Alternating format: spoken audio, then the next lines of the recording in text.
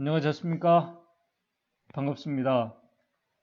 히브리서 11장 24절에서 26절에 있는 말씀을 읽겠습니다. 히브리서 11장 24절에서 26절에 있는 말씀을 읽겠습니다. 믿음으로 모세는 장성하여 바로의 공주의 아들이라 칭함을 거절하고 도리어 하나님의 백성과 함께 고난받기를 잠시 죄악의 낙을 누리는 것보다 더 좋아하고 그리스도를 위하여 받는 능욕을 애굽의 모든 보화보다 더 큰 재물로 여겼으니 이는 상주심을 바라봄이니라. 잘 아시는 말씀입니다. 지난 시간에 우리는 야곱의 아들 요셉이 그의 아버지와 그의 가족들을 초청해서 야곱과 그의 가족들이 애굽으로 내려가는 그 과정을 살펴보았습니다. 애굽으로 내려간 야곱과 그의 가족들, 자손들이 요셉과 함께 거의 70년 이상, 80년 가까이 애굽에서 세금도 내지 않으면서 모든 가족들이 이방 땅에서 아주 충분히 잘 먹고 잘 살면서 안정적으로 살아가던 그들이 애굽의 노예로 전락하는 과정을 잠시 살펴보았습니다.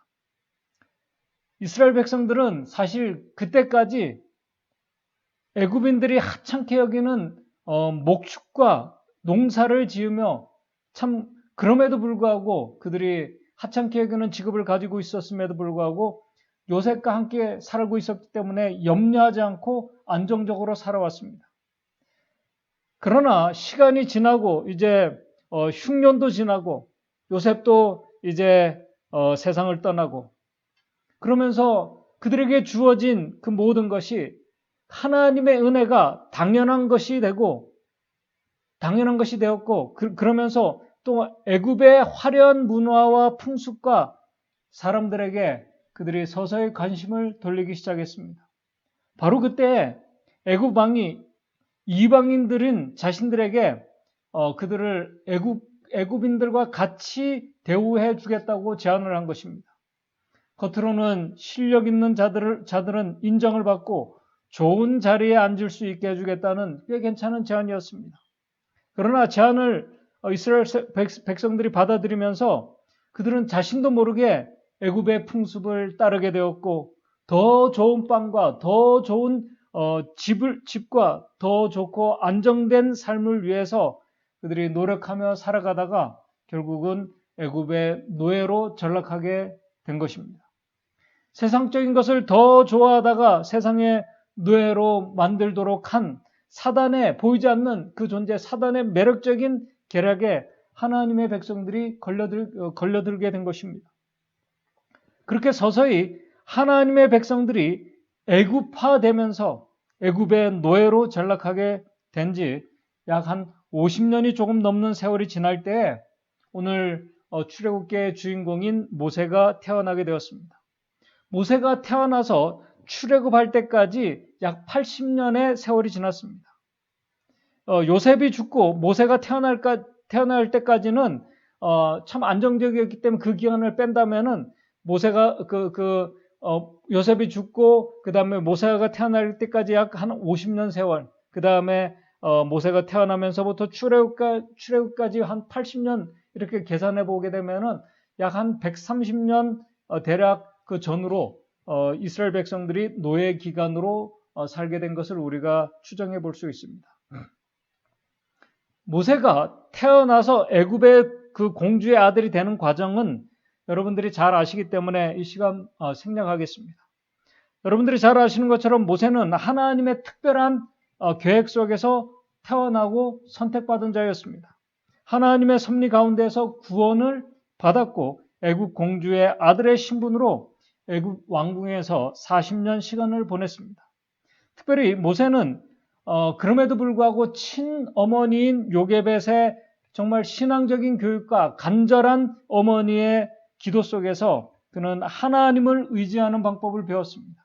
기도하는 법을 배웠습니다. 그러면서도 그는 세상의 최고의 교육을 받으며 자라왔습니다. 그러나 오늘 이 본문의 말씀처럼 모세는 그럼에도 불구하고 히브리서 11장 24절에서 26절 믿음으로 모세는 장성하여 바로의 공주의 아들이라 칭함을 거절하고 도리어 하나님의 백성과 함께 고난받기를 잠시 제약의 낙을 누리는 것보다 더 좋아했다고 성경은 말씀합니다. 이 말씀을 우리가 좀 곰곰이 생각해 보게 되면 정말 기적과 같은 말씀입니다.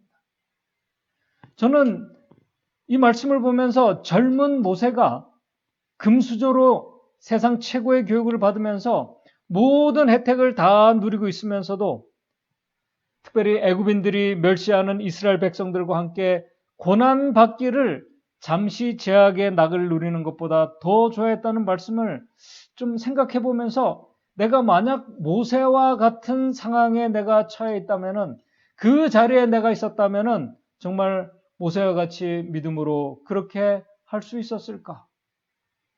좀 생각해 보게 됩니다. 사도행전 7장 22절을 보게 되면은 이렇게 말씀합니다. 모세가 애굽 사람의 학수를 다 배워 그 말과 행사가 능하였더라라고 이렇게 말씀합니다.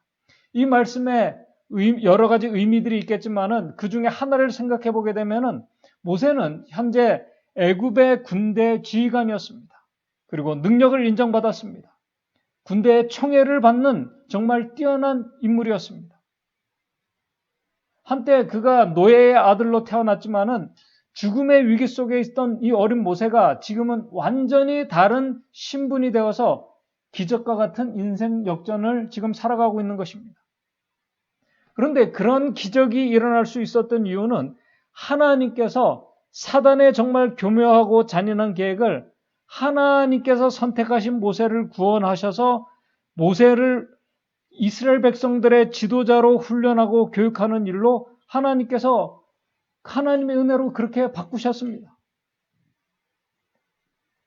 그렇게 애굽 안에서 훈련을 받아온 모세는 사도행전 7장 23절을 보게 되면은 나이 40세가 되매 이제 40세가 되었을 때 그 형제 이스라엘 자손을 돌아볼 생각을 그때 하였다고 사도행전에는 말씀을 하고 있습니다.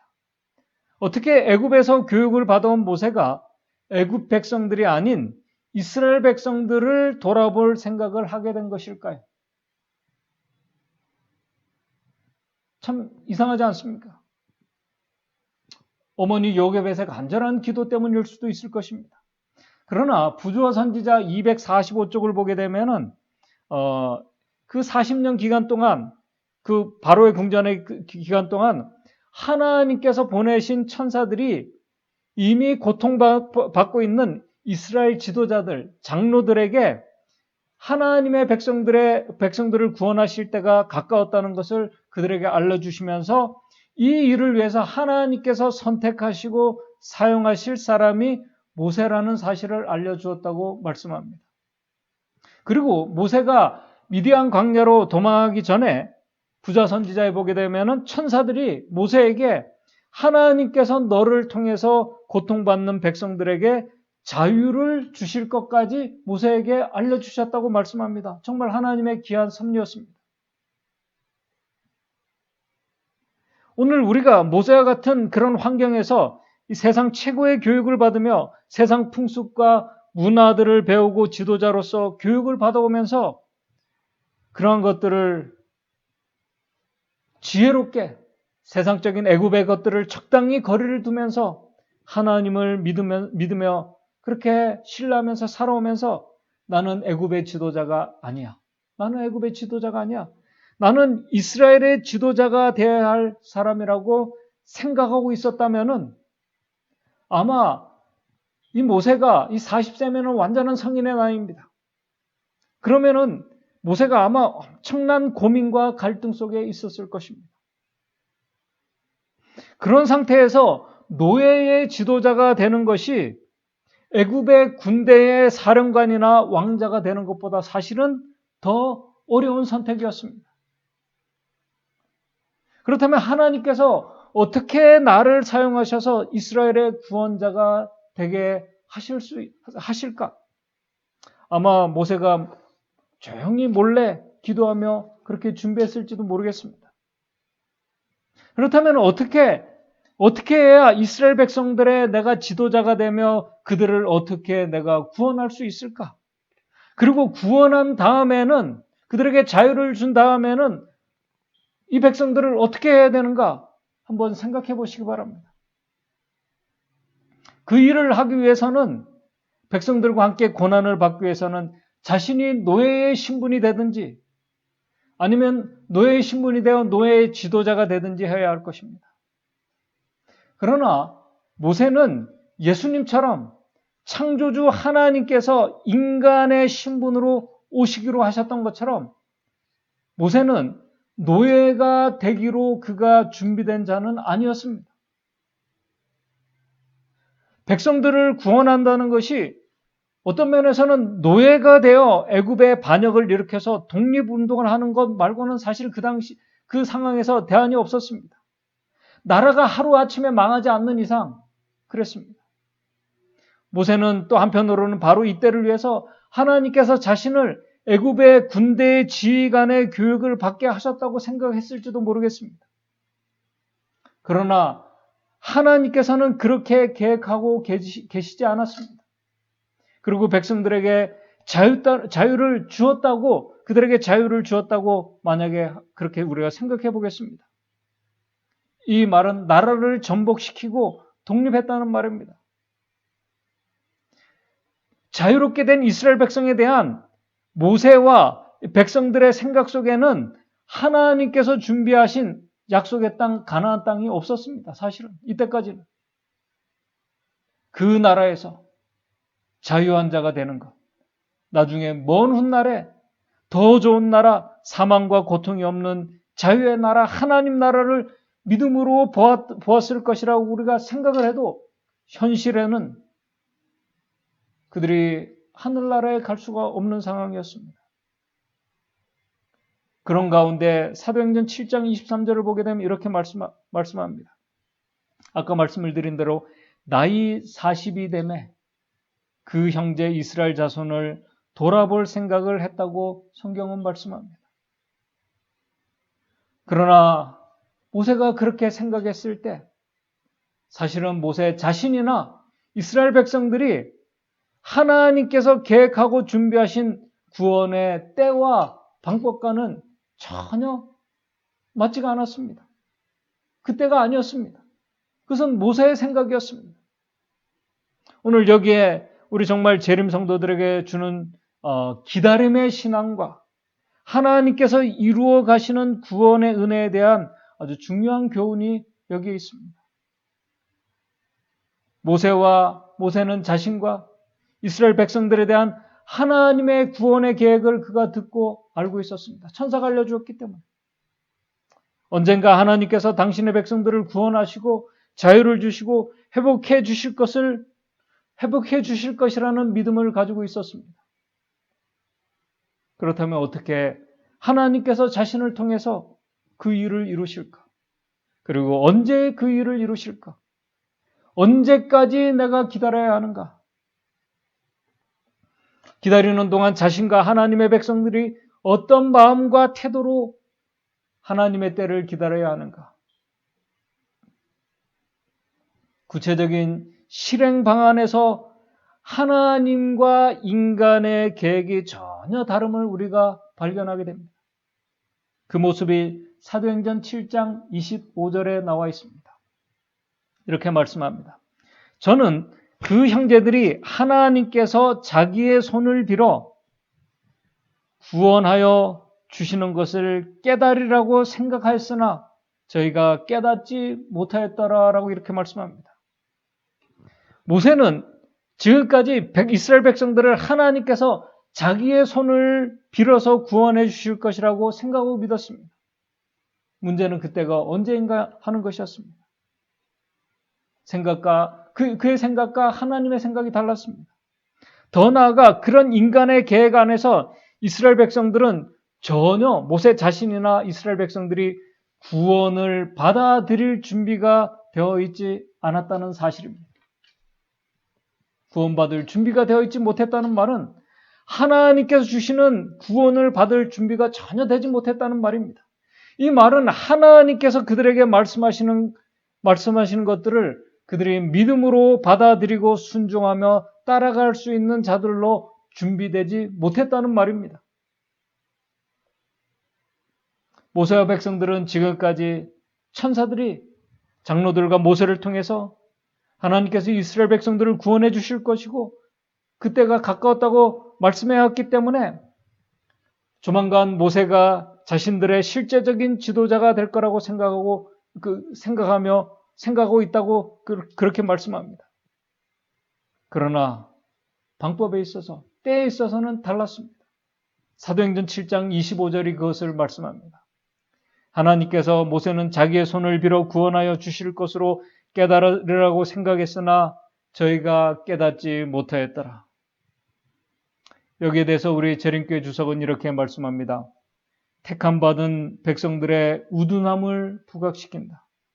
하나님의 백성들 또한 하나님의 구원의 행위들을 이해하고 그것들을 받아들일 준비가 되어 있지 못한 경우가 너무나도 많다라고 이렇게 말씀합니다. 준비되지 못한 백성들, 준비되지 못한 모세. 마치 예수님께서 초림하셨을 때, 자기 땅에 오셨을 때 자기 백성이 메시아를 영접할 수 있도록 영접할 수 있는 자들로 준비되지 못한 그 상황과 너무나 같은 것이었습니다.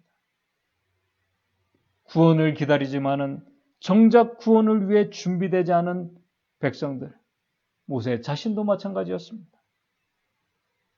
그런 상태에서 자유의 날을 기대하고 있는 모세와 백성들, 그런 상태에서 백성들을 생각하며 돌아보면서 그가 사도행전 7장 26절 29절에 이제 밖으로 나갑니다. 이튿날 이스라엘 사람들이 싸울 때 모세가 와서 화목시키려고 하여 가로되 너희는 형제라 어찌 서로 해하느냐 하니 그 동물을 해하는 사람이 모세를 밀들어 가로되 누가 너를 관원과 재판장으로 우리 위에 세웠느냐. 백성들도 전혀 모세를 받아들일 준비가 되어 있지 않았습니다. 네가 어제 애굽 사람을 죽인 것 같이 또 나를 죽이려 하느냐 하니 모세가 이 말을 인하여 이제 도망을 하게 됩니다.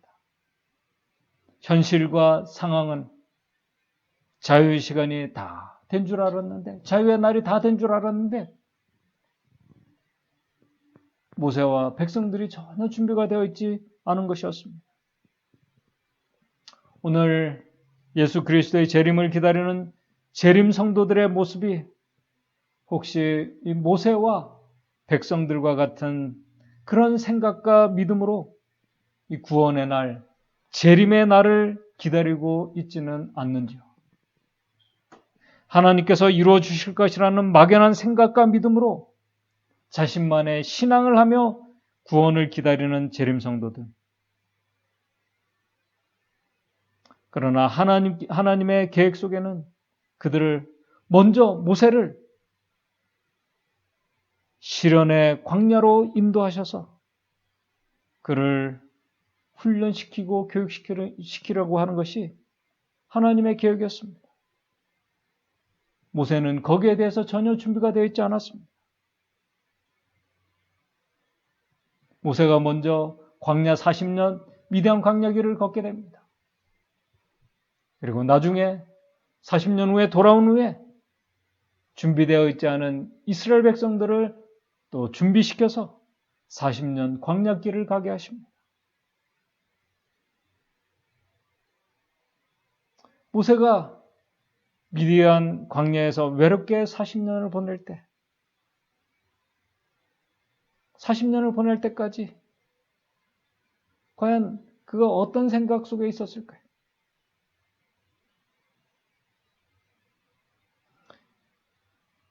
한때는 자신을 하나님께서 쓰실 하나님의 지도자로 그가 생각했는데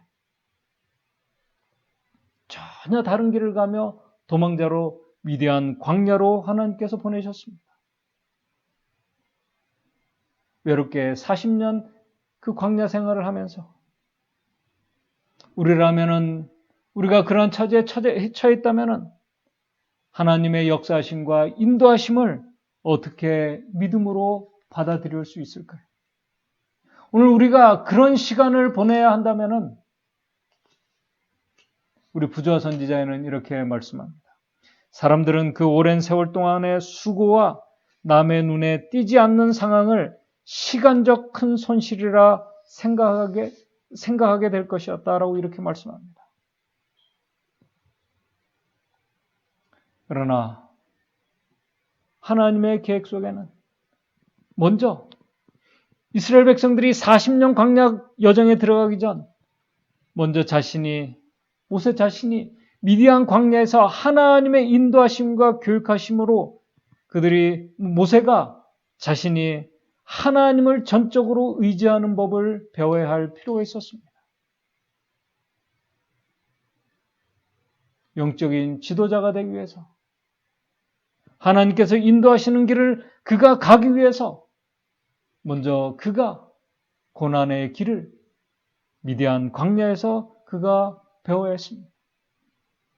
그리고 그 미디안 40년 광야 여정 속에서 세상에서 그가 애굽에서 배우고 익히고 가지고 있던 많은 것들을 그가 다 버려야 할 그런 길을 하나님께서 가도록 하셨습니다. 그러면서 자신이 얼마나 연약하고 부족한 존재인지를 깨닫고 인정하면서 이제는 전적으로 하나님만 의지하는 법을 그 미디안 40년 광야 시간을 통해서 하나님께서 그에게 가르쳐 주셨습니다. 모세에게 바로 그러한 시간이 필요했습니다. 이스라엘 백성들도 광야 40년 길을 가게 하신 이유가 바로 여기 있는 것입니다.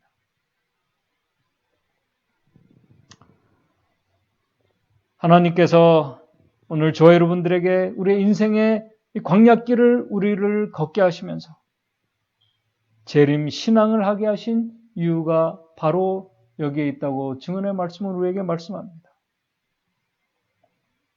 인생의 광야길에서 우리가 경험해야 될 고난과 시련의 시간들, 말이 고난과 시련의 시간들이지 그 당사자들에게는 정말 힘든 시간입니다. 감당하기 힘든 시간들입니다. 그러나 하나님께서 우리에게 그러한 길을 가게 하십니다. 모세는 그 길을 가는 동안, 광야에서 보낸 그 시간 동안 자신이 하나님께서 쓰실 수 있는 대단한 사람인 줄 알았던 자신이 얼마나 연약하고 유연한 존재인지를 그가 깨닫게 됩니다. 그 외로운 시련의 시간을 통해서 모세는 자신이 먼저 하나님을 찾고 하나님의 임재를 경험하는 특별한 시간을 그가 가지게 됩니다. 그에게 그러한 시간이 필요했습니다. 부조화 선지자의 말씀을 읽으면서 오늘 말씀을 정리하도록 하겠습니다. 사면이 산으로 둘러싸인 한적한 곳에서 모세는 홀로 하나님과 함께 있었다. 애굽의 장엄한 신정과 그곳의 미신과 허위가 더 이상 그의 마음에 영향을 주지 않았다. 그 기간이 꽤 오랜 시간이 필요했습니다. 영원한 산들의 장엄함 속에서 그는 지극히 높으신 분의 위엄을 바라보며 그와 대조해 볼 때 애굽의 신들이 얼마나 무력하고 하찮은지를, 이 세상적인 것이 얼마나 하찮고 무력한지를 깨닫게 됩니다. 도처에 창조주의 이름이 기록되어 있었다. 모세는 그분이 임재해 계시는 곳에 서 있는 것 같았고 그분의 능력으로 둘러싸인 것 같았다. 여기서 그의 자존심과 자부심은 완전히 일소되었다. 단순하고 소박한 광야 생활을 통해서 애굽의 안일과 사치의 결과들은 다 없어지고 말았다.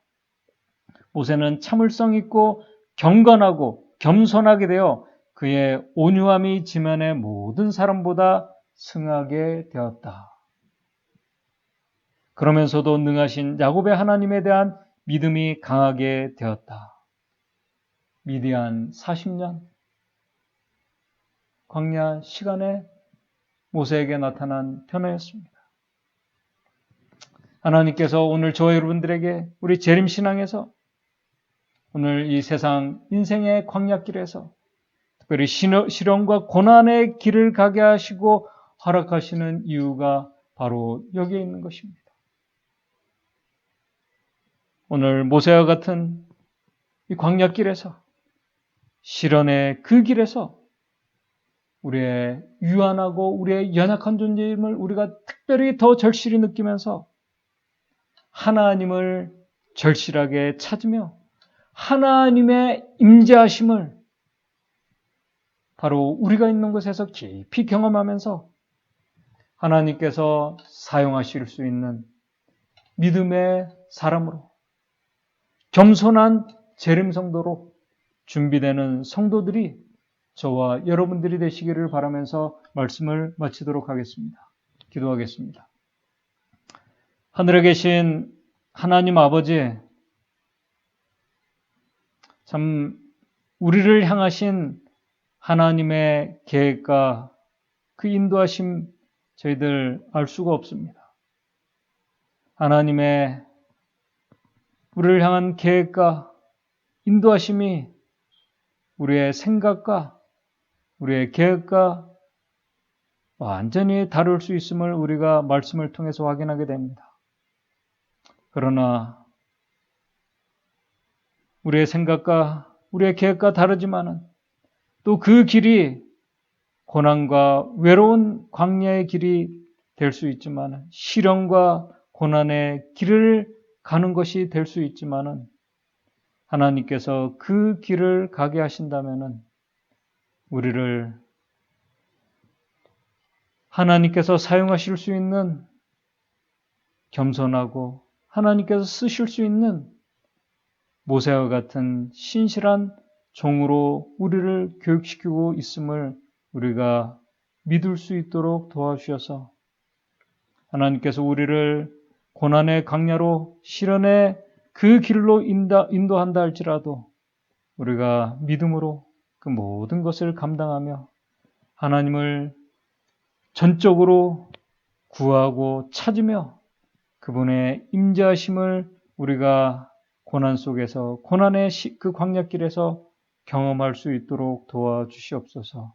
그것이 얼마나 축복된 그 길인지를 우리가 하나님 임재하심을 경험함으로 우리 모두가 경험할 수 있도록 도와주시옵소서. 오늘 안식일 특별히 시련과 육신의 질병 가운데서 하나님의 임재하심을 우리가 경험함으로 인해서 그 하나님의 은혜를 깊이 경험하는 복된 안식일 될 수 있도록 인도해 주시옵기만을 바라오며 예수님의 이름으로 기도드리옵나이다.